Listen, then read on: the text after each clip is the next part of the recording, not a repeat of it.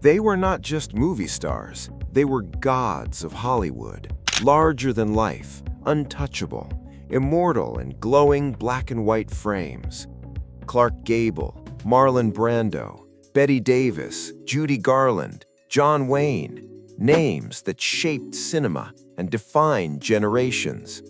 To the world, they lived flawless lives filled with glamour, applause, and eternal admiration. No pain, no weakness, no decay. But there was one man who sat only inches away from them and learned a truth no camera ever captured. That man was Johnny Carson. For more than 30 years, Johnny Carson ruled late-night television as the king of The Tonight Show. Every night, Hollywood's brightest legends crossed the stage, smiled for the audience, and took a seat beside him. Millions watched at home, believing they were witnessing magic.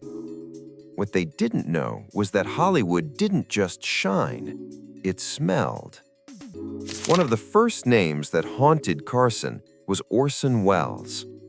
By the 1970s, the youthful genius of Citizen Kane no longer existed. What walked onto the NBC Burbank studio stage was a towering, broken figure wrapped in a shapeless black suit. The audience rose in a standing ovation, celebrating brilliance. Carson, sitting less than 3 feet away, braced himself. The moment Orson Welles lowered himself into the chair, the air thickened. The smell was overwhelming. Burnt Havana cigars clung to his clothes like a second skin. Beneath that was something worse, the sour, fermented odor of alcohol leaking through his pores. Under the blazing studio lights, Welles's massive body radiated heat, sweat soaking through fabric, releasing a suffocating mix of liquor, tobacco, and decay. When Welles leaned forward to perform one of his beloved magic tricks, Carson had to fight the urge to gag on live television.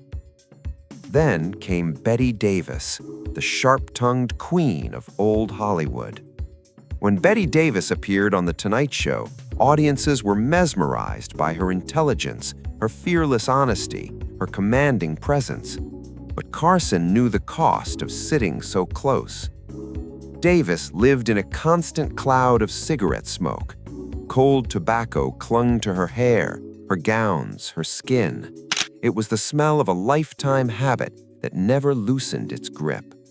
Under the studio lights, her heavy vintage makeup began to melt, releasing the scent of wax, powder, and old perfume, a desperate attempt to preserve youth long past. Davis leaned in when she spoke, laughed loudly, whispered stories inches from Carson's face. Each breath delivered smoke, sweetness, and age all at once. Carson never flinched. He never recoiled. Instead, he discreetly raised a handkerchief soaked in peppermint oil to his nose, pretending it was nothing more than habit. When Davis exited to thunderous applause, the chair she left behind still carried her presence. Industrial fans were often needed to clear the air. Marlon Brando was a different ordeal altogether.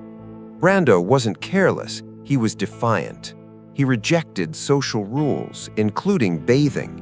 He believed soap destroyed authenticity. What he called artistic truth, Carson experienced as something primal and inescapable.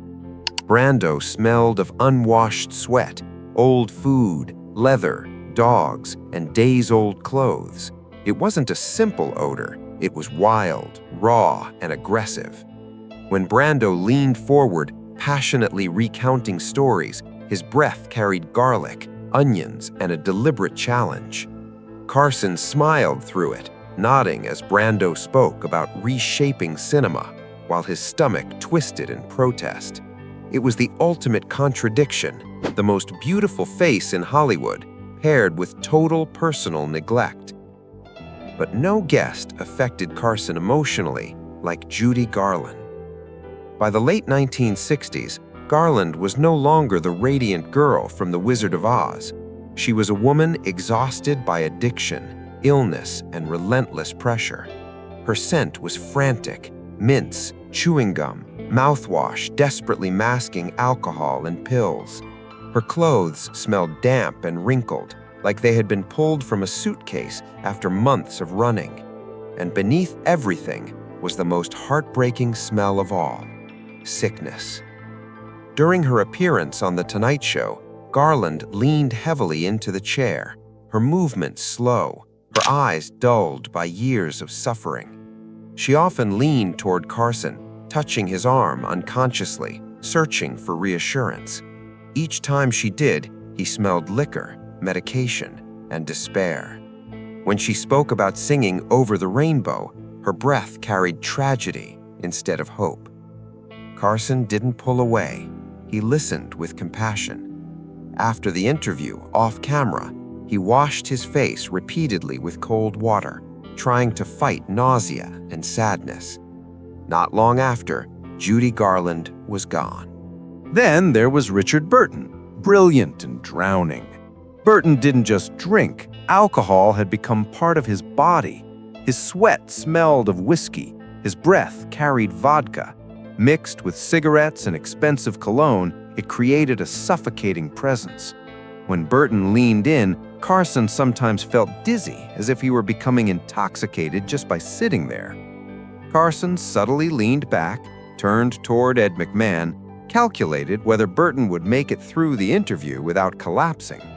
When Burton died, Carson mourned privately, knowing a towering talent had lost a brutal battle. Shelley Winters brought chaos: food stains, grease, cold coffee, old fur coats soaked in sweat. Her scent was a blend of spilled meals, unwashed fabric, heavy makeup, and hairspray melting under hot lights. She gestured wildly, releasing waves of odor with every movement. Once, mid-story, a piece of her sandwich fell into Carson's ashtray. The audience laughed. Carson swallowed reality. Walter Matthau smelled like racetracks and exhaustion. He often arrived straight from betting tracks, his sweat infused with dust, old paper money, and the sun. His breath carried onion sandwiches and hurried meals. His hair was oily, his clothes wrinkled, worn for days. Carson joked about it on air, but constantly leaned away, struggling to maintain distance from a friend he genuinely loved. Then came Truman Capote, the most tragic presence Johnny Carson ever faced. Capote had once been razor-sharp, elegant, and overflowing with wit, but by his final appearances, that brilliance was buried beneath visible collapse. His body carried the heavy scent of alcohol and chemicals, mixed with damp hotel rooms and sickness that could no longer be hidden. His clothes smelled stale and worn, as if they had absorbed years of lonely nights and silent despair. When Capote leaned forward to whisper gossip, his breath carried the unmistakable odor of a man losing control of both body and fate. His voice trembled, cracking under its own fragility. Carson didn't recoil. He listened.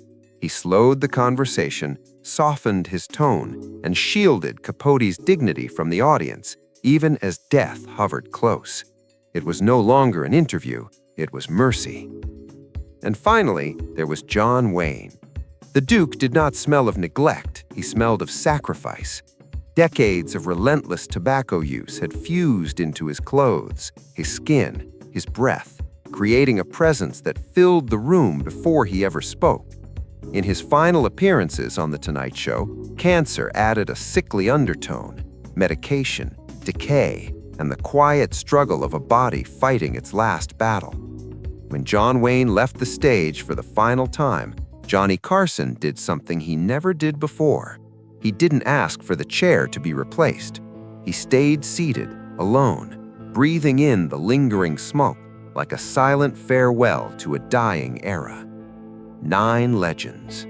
Johnny Carson smiled, nodded, and held his breath for decades, guarding Hollywood's illusion while watching its quiet decay.